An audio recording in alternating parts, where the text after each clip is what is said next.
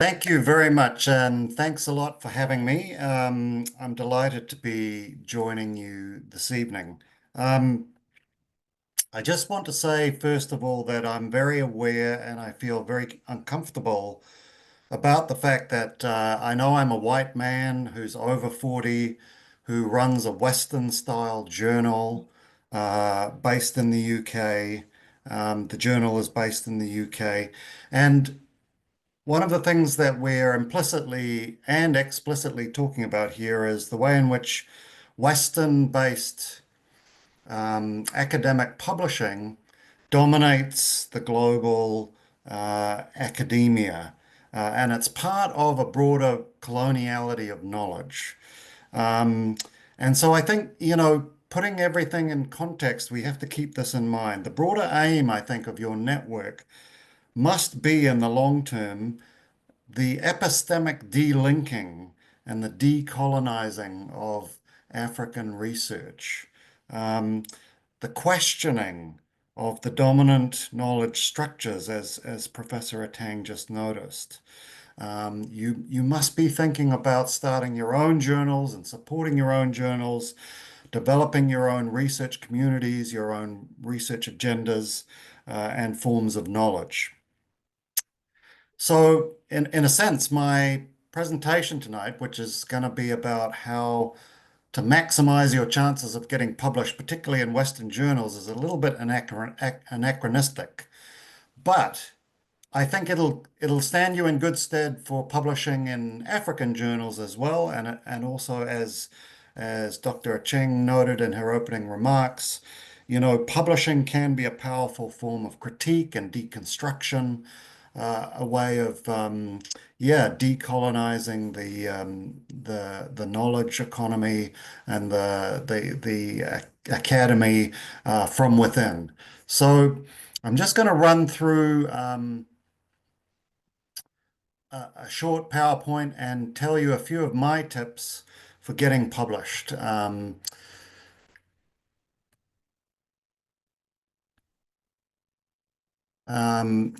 and hopefully you'll find it helpful. So, first of all, why publishing matters.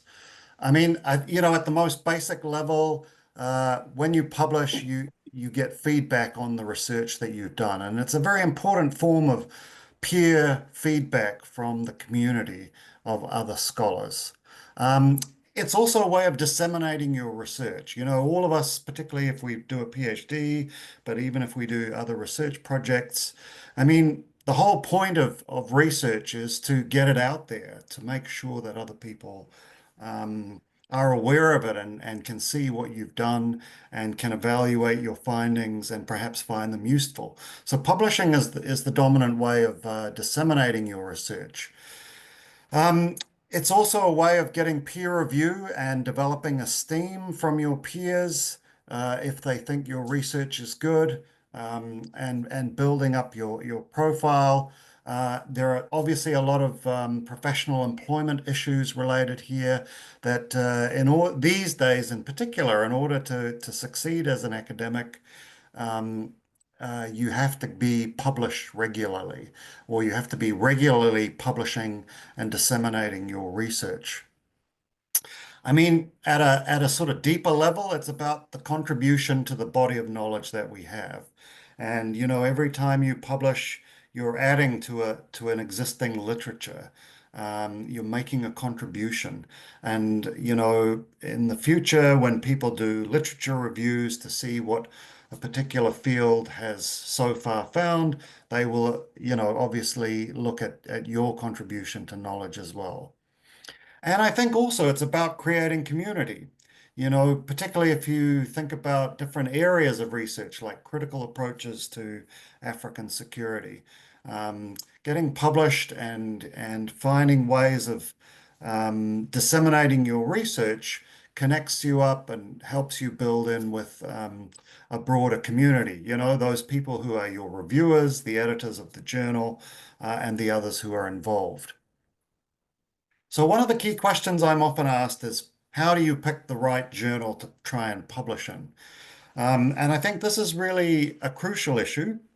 And you should always think very, very carefully about not just the journal subject that the journal publishes in the area that you want to disseminate your research in, but also that it kind of adopts the approach that you take. I mean, I can tell you as the editor of Critical Studies on Terrorism, which is an explicitly critically oriented journal looking at terrorism and security, we get a lot of people who send us articles that do not adopt a critical perspective. And we wonder why. Why do they send it to our journal? Because it doesn't really accord with the kinds of perspectives and the kinds of theories and concepts and questions that our journal is concerned with. So you've got to do a little bit of research into the journal that you're interested in, look at what they publish, see, yeah, read the About the Journal page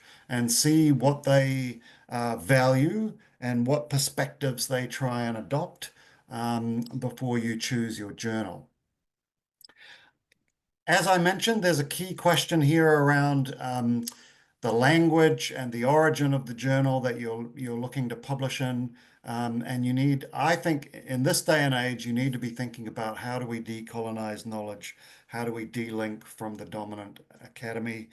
And so, yeah, you may be, I think, as Dr. Cheng mentioned, you may be thinking about prioritizing African-based journals that perhaps publish in language other than English, which is the dominant colonial language. But yeah, maybe French, maybe Portuguese or other uh, languages, at least not the just simply the English one. There's a question here around journal ranking because obviously for professional purposes, you want to publish in high-ranking journals. Um, Sometimes the highest ranking journals have very, very low, in fact, in most cases, they have very, very low acceptance rates. So that sometimes it's you put a lot of effort in, it takes a long time, and then you'll get a reject. And that's because, yeah, that journal might only have a sort of 5% acceptance rate. Whereas other journals, which are perfectly good and which you can easily um, have your work disseminated widely in, are not quite as prestigious, but they have a much more generous acceptance rate and they will work harder to publish your work. So that's another thing to kind of investigate. You also want to think about the turnaround time and the publication time. Journals usually publish these days the statistics about how long it normally takes for acceptance of an article and from acceptance to publication and so on. There are some journals that are, really terrible. They have kind of like an 18-month waiting list for before the articles that are accepted are actually published in an issue. Um, Although these days, most often you can be pre-published online, which is a helpful kind of recent change to journal publishing. One thing I think is important to look out for is special issues because special issues um, have higher citation rates. They are often a little bit easier to get into and they're a little bit easier, and a little bit quicker to get published as well. And it's also good to publish your work in an art in an issue where it's themed and you know your work is going to contribute to a broader discussion. And then finally, if you have personal contacts, journal editors or reviewers, um, this is a good idea to use those contacts to get advice and to also let people know that you're going to be submitting articles.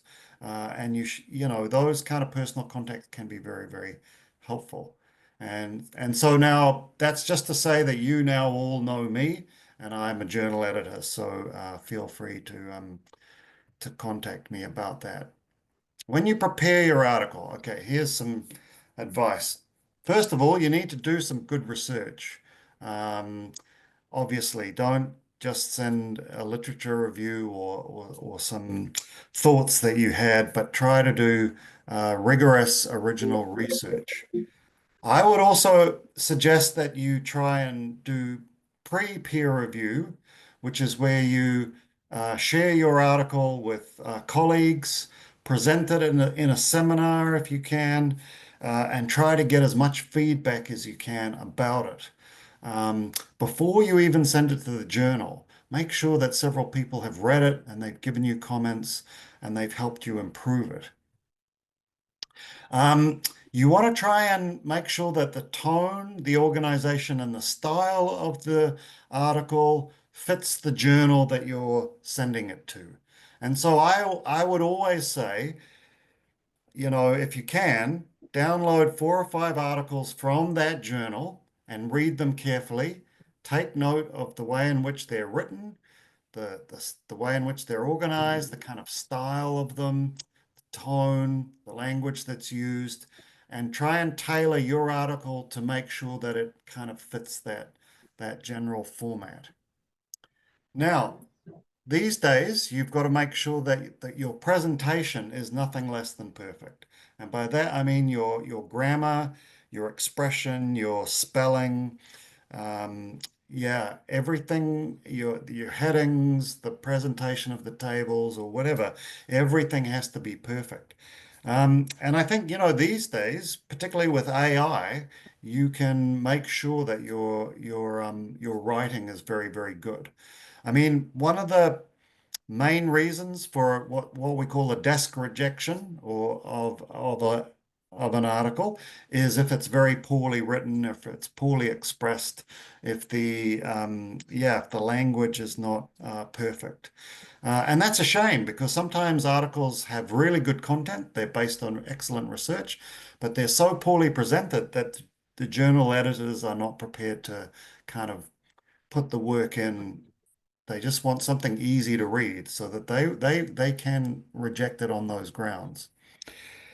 Always stick to the word length. And in fact, you should always be perhaps a little bit under the word length that's recommended for that journal or is the required word length for that journal, so that when you get suggestions for revisions, you've got a bit of space to add some more material.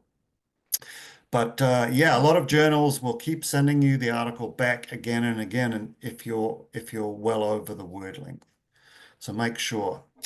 And then yeah, follow the contributor instructions on the journal website to the letter. Yeah, don't make it difficult for the journal administrator or the journal editors. They receive hundreds of submissions every year, and so they don't want to be messing around. So maximizing your chances. Make sure you do some good research and then pick the right journal for that research. It's a journal that takes a similar, say, a critical approach to yours, that engages with the same kind of literature that you engage with, and that allows for the publication of an article about the length that you're interested in publishing. Make sure that you have perfect presentation and procedure. It's a good idea if you can to cite articles and particularly articles by the editors of that journal in your own article. I mean, that's not always possible, but if it is, if they've done work that you have engaged with, then you should cite it. Not in a way that makes it seem like you're just doing a token gesture to get on their good side, but really engage with their work if you can.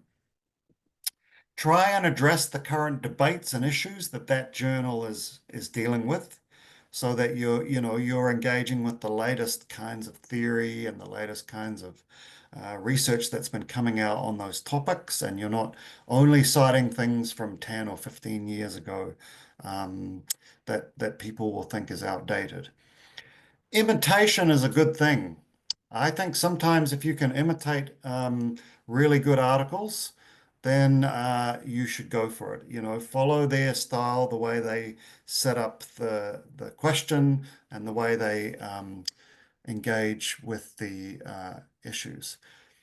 Practice with other publications. Try and publish perhaps in a book edited book chapter or in a working paper or something else.